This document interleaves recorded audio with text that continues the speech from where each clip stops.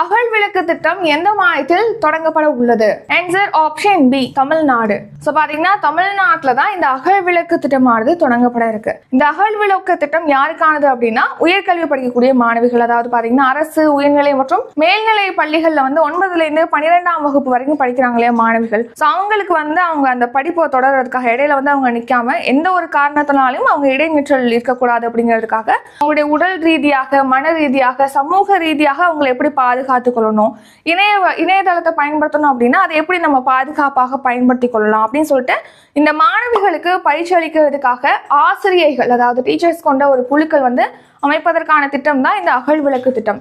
So இது பாத்தீங்கன்னா 50 லட்சம் மதிப்பீட்டில் செயல்படுத்தப்படும் அப்படின்னு சொல்லிட்டு இப்போ சமீபத்தில் அறிவிக்கப்பட்டிருக்கு. ஸோ 9ல இருந்து 12ஆம் வகுப்பு வரைக்கும் படிக்கக்கூடிய மாணவிகளுக்கான திட்டம் தான் இந்த அகல் விளக்கு திட்டம். அகல் விளக்கு திட்டம் எந்த மாநிலத்தில் தொடங்கப்பட உள்ளது? Answer option B, Tamil Nadu. So பாத்தீங்கன்னா தமிழ்நாடு